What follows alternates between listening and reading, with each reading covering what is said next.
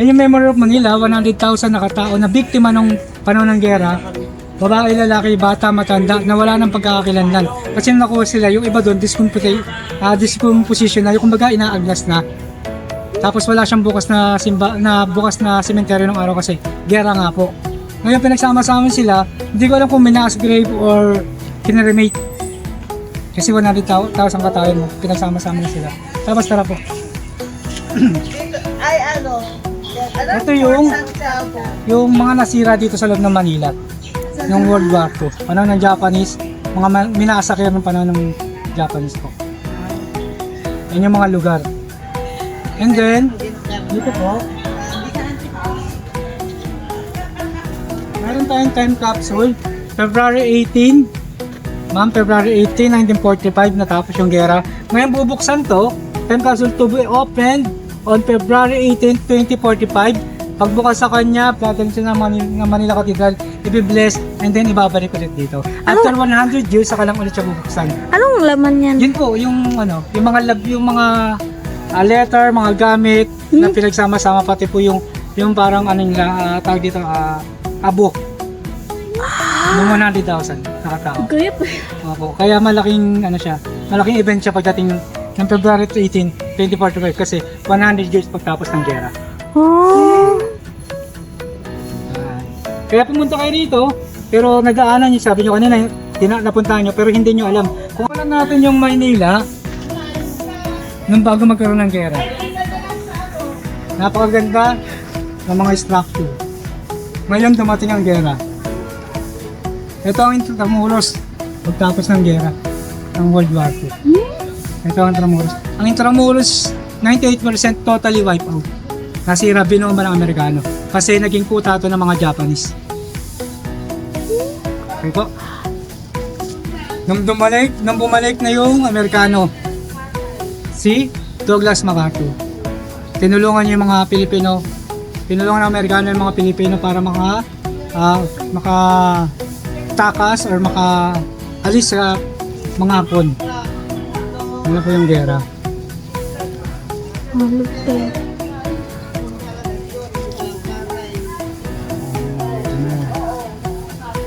Yung nakita niyo yung Manila Cathedral kanina? That's February for my birthday.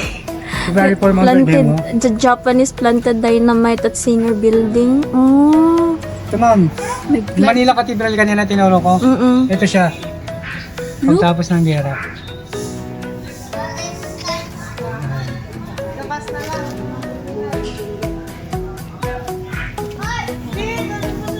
Ito yung mga namatay. Mga patay na natagpuan. Kaya ng pagkakakilanlan yan. Yeesh. Yung mga nasaktan, sugatan. Mga sugatan ng panahon ng gera. Dito sa Intramuros, sa kabuong Pilipinas, siya lang hindi nasira ng panahon ng gera. Celebrate yung 453 years sa taon na ito, ma'am. Sa simbahan na ito. Dati siyang 2 bell, kaso nagkaroon ng malakas na lindol kaya nasira siya. Kaya yung bell niya, binaba na lang po din sa may loob. Pero po, kasama namin sa UNESCO World Heritage Site. Hindi siyang katelo, private. Everything here, lagi mapangalan nila mga Espanyol. Of course. Ma'am, picturean ko lang po kayo. Cellphone po kayo. Itong simbahan ng San Agustin is Chinese. Kaya naniniwala ang mga Chinese, kaya lalagay sila ng mga layon, pantaboy ng malas. Diba? Lesson time. Meron din siyang museum, ma'am. Yung museum na to, nakalagay ito yung mga matagal na painting at saka yung mga galleon plate.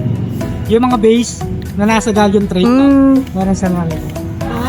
Nadi na sa galyon din Ito, na. ano lang dyan, may bayad lang.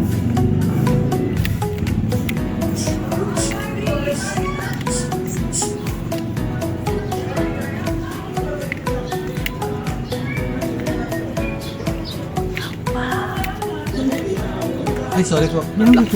Sorry po.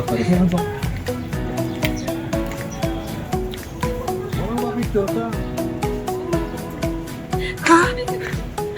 Ito yung bell, oh. Ano mo friend?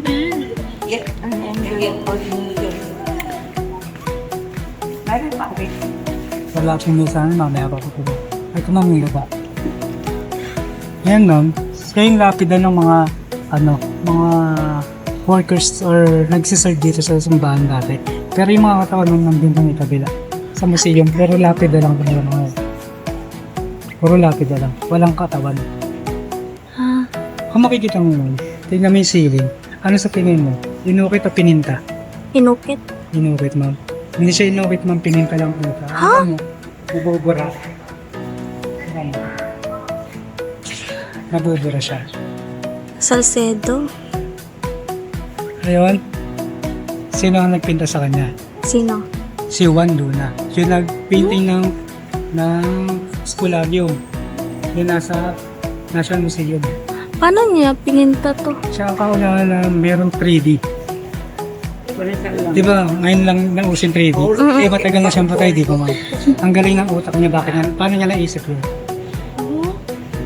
Wow!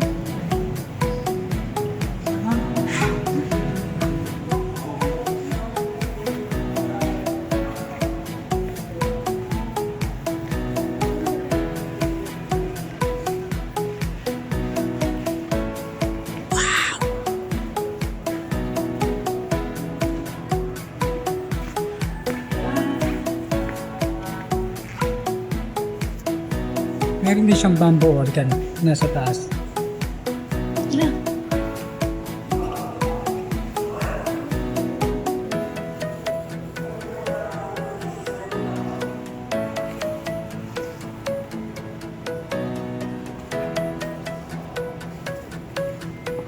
Tapos bakit siya may ganyan? Ayun mo. Asan? Nasa taas, yung nakahang. Oo. Bakit may ganyan? Kasi nung araw wala pang speaker.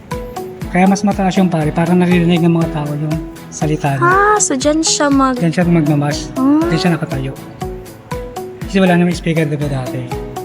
Ngayon, lalakasan niya yung boses siya, parang naririnig ng mga tao. Wow! Hindi natin po tayo, tapos pipicturean ko po. Ano naman? Diba dito nilibing si ano? Miguel Lopez de Legazpi, Opo. ang founder ng Manila, nandun sa may left side.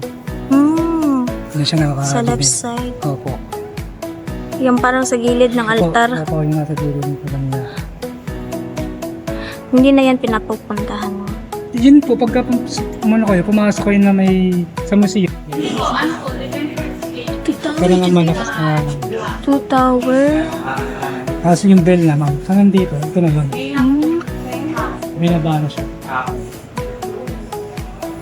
Tapos na malakas na earthquake. Picture ako po kayo sa bell. Anong? Ang movement niya is up and down. Para sa airstrike ng mga Amerikano. Sa mga 20%, may mga tama ng bala, may mga bullet holes. Ooh. Yan. Ang laki pala. Pag yung malalaking tama, ma'am, bali cannonballs na po yung tumatama sa kanya.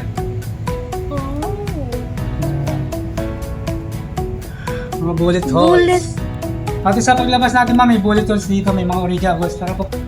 Guys. Tapos makikita mo, ma'am, kung gano'ng kakapal yung pinakapader natin.